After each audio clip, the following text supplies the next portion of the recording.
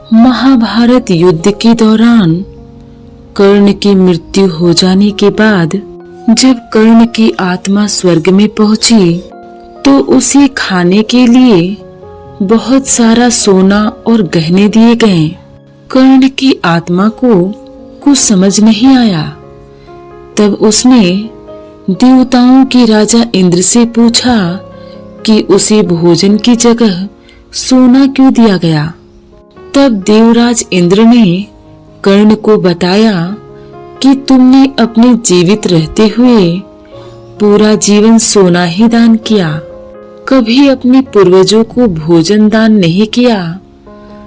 तब कर्ण ने कहा कि मुझे अपने पूर्वजों के बारे में पता ही नहीं था, इसी वजह से मैं उन्हें कुछ दान नहीं कर पाया। इसके बाद कर्ण को उसकी गलती सुधारने का मौका दिया गया और 16 दिन के लिए पृथ्वी पर वापस भेजा गया, जहां उसने अपने पूर्वजों को याद करते हुए उनका श्राद्ध कर उन्हें आहार दान किया, तर्पण किया। इन्हीं 16 दिन की अवधि को पितृपक्ष कहा गया। महाभारत के युद्ध में कौरवों की हार हुई और पांडवों ने हस्तिनापुर पर राज किया। महाभारत युद्ध के उपरांत लगभग 36 वर्षों तक पांडवों ने हस्तिनापुर पर राज किया, किंतु यदुवंशियों के नाश का समाचार सुनने के बाद युधिष्ठिर को बहुत दुख हुआ और महर्षि वेदव्यास के कहने पर पांचों पांडवों ने राजपाट का सुख छोड़कर सशरीर स्वर्ग जाने का फैसला किया।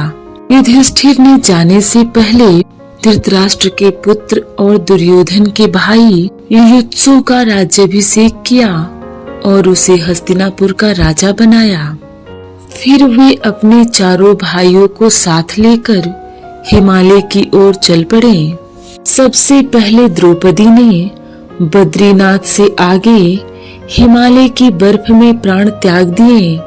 आगे बढ़ते बढ़ते नकुल, सहदेव और अर्जुन भी ब्रह्मलोक के लिए प्रस्थान कर गए। अकेले धर्मराज युधिष्ठिर एक कुत्ते के साथ स्वर्गलोक की ओर बढ़े जा रहे थे। आखिर चलते चलते वह स्वर्ग के द्वार तक जा पहुँचे। द्वारपाल ने धर्मराज युधिष्ठिर के लिए दरवाजा खोल दिया। धर्मराज ने कुत्ते को आदेश दिया, पहले तुम अंदर जाओ। किंतु कुत्ता स्वर्गलोक में कैसे जा सकता है? पहरेदारों ने उसे यह कहकर अंदर जाने से रोक दिया। तब धर्मराज ने कहा, इस निरीह प्राणी ने पृथ्वी लोक से यहाँ तक मेरा साथ दिया है, मैं इसे अकेला छोड़कर स्वर्गलोक नहीं जाऊंगा। इसके बाद स्वर्गलोक के प्रमुख पहरेदार ने कहा, यदि आप अपने तमाम पुण्यों के फल इस कुत्ते को दे दें तो यह स्वर्गलोक जा सकता है। तब धर्मराज युधिष्ठिर ने उत्तर दिया, मैं अपने सारे पुण्यों के फल अपना साथ देने वाले इस निरीह प्राणी को देने में अपना जीवन सार्थक मानता हूँ। यह सुनते ही स्वर्गलोक के देवता धर्मराज युधिष्ठिर की जय जयकार कर उठे। धर्मराज युधिष्ठिर को सशरीर स्वर्गलोक में प्रवेश मिला। इस तरह समानता के भाव की वजह से युधिष्ठिर सशरीर स्वर्ग में स्थान प्राप्त करने में सफल हुए। स्वर्ग पहुंचकर युधिष्ठिर ने सबसे पहले अपने भाई दुर्योधन को देखा। वहीं उनके भाई अन्य पांडव नरक में थे। दुर्योधन को स्वर्ग में देखकर भीम ने युधिष्ठिर से पूछा, ऐसा क्यों? धर्मराज ने जिज्ञासा शांत करते हुए बताया कि अपने पूरे जीवन में दुर्योधन का ध्येय एकदम स्पष्ट था। उसी उद्देश्य की पूर्ति के लिए उसने हर संभव कार्य किया। धर्मराज ने बताया कि दुर्योधन को बचपन से ही सही संस्कार प्राप्त नहीं हुए, इस कारण वह सच का साथ नहीं दे पाया। दुर्योधन का अपने उद्देश्य पर कायम रहना, दृढ़ संकल्पित रहना ही उसकी अच्छाई साबित हुई। युधिष्ठिर के मुताबिक अपने कर्तव्य के प्रति एकनिष्ठ होना मनुष्य का एक बड़ा सद्गुण है। इसी सद्गुण के कारण कुछ समय के लिए दुर्योधन की आत्मा को स्वर्ग के सुख भोगने का अवसर मिला है। युधिष्ठिर अपने भाइयों को ढूंढते हुए नरक पहुंच गए। अब युधिष्ठिर को देवताओं ने बताया कि अश्वत्थामा के वध के बारे में आपने झूठ फैलाया था, इसलिए आपको कुछ समय के लिए नरक में रखा गया। देवताओं ने कहा कि अब आप स्वर्ग की ओर अपने भाइयों के साथ प्रस्थान करें। इसके बाद युधिष्ठिर अपने भाइयों के साथ स्वर्ग गए, जहां उनकी मुलाकात दुर्योधन से हुई और सभी भाई प्यार से गले मिले। कुरुक्षेत्र के मैदान में जब भगवान श्री कृष्ण अर्जुन को गीता का ज्ञान दे रहे थे, तब अर्जुन पूछता है, हे त्रिलोकीनाथ, आप आवागमन अर्थात पुनर्जन्म के बारे में कह रहे हैं। इस संबंध में मेरा ज्ञान पूर्ण नहीं है। यदि आप पुनर्जन्म की व्याख्या करें तो कृपा होगी। तब कृष्ण बताते हैं, इस सृष्टि के प्राणियों को मृत्यु के पश्चात अपने अपने कर्मों के अनुसार पहले तो उन्हें परलोक में जाकर कुछ समय बिताना होता है, जहां वो पिछले जन्मों में किए गए पुण्य कर्मों अथवा पाप कर्म का फल भोगते हैं। जब उनके पुण्यों और पापों के अनुसार सुख दुख को भोगने का हिसाब खत्म हो जाता है, तब वो इस मृत्यु लोक में फिर से जन्म लेते हैं। इस मृत्यु लोक को कर्म लोक भी कहा जाता है, क्योंकि इसी लोक में प्राणी को वो कर्म करने का अधिकार है जिससे उसकी प्रारब्ध बनती है। तब अर्जुन पूछते हैं, हे केशव, हमारी धरती को मृत्यु लोक क्यों कहा जाता है? कृष्ण बताते हैं, क्योंकि हे अर्जुन, केवल इसी धरती पर प्राणी जन्म और मृत्यु की पीड़ा सहते हैं। तब अर्जुन पूछता है, अर्थात दूसरे लोकों में प्राणी का जन्म और मृत्यु नहीं होती? कृष्ण बताते हैं, नहीं अर्जुन, उन लोकों में न प्राणी का जन्म होता है और न ही मृत्यु, क्योंकि मैंने तुम्हें पहले ही बताया था कि मृत्यु केवल शरीर की होती है, आत्मा की नहीं। आत्मा तो न जन्म लेती है और न मरती है।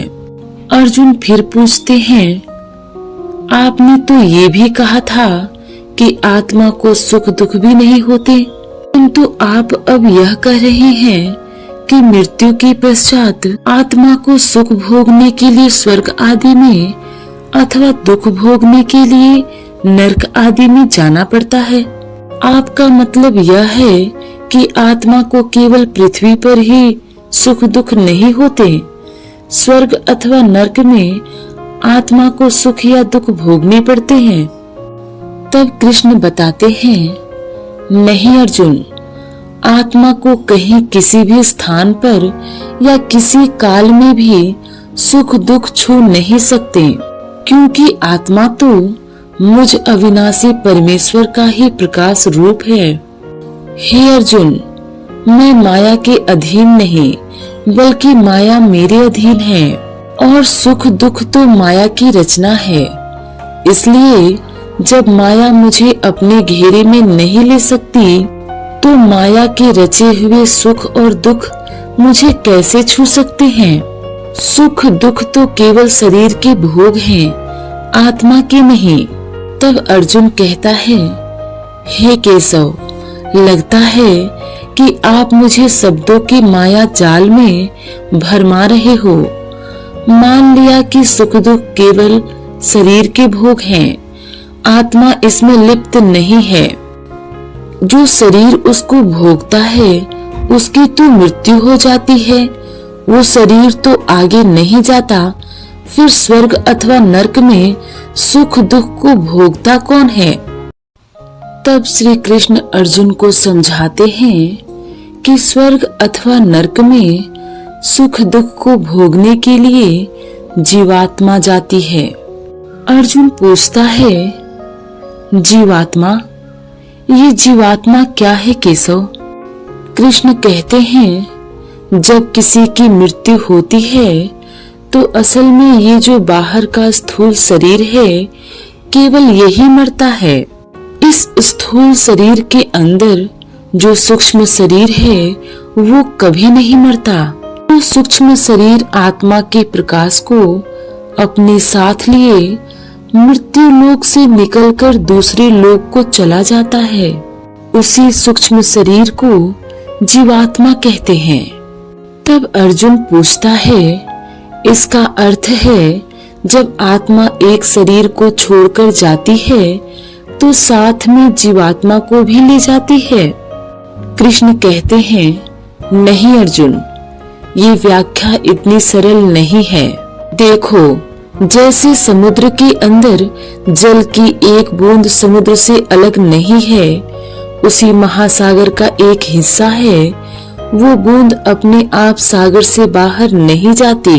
लेकिन हाँ, कोई उस जल की बूंद को बर्तन में भरकर ले जाए तो वो समुद्र से अलग दिखाई देती है। इसी प्रकार सूक्ष्म शरीर रूपी जीवात्मा उस आत्मा ज्योति के टुकड़े को अपने अंदर रखकर अपने साथ ले जाता है।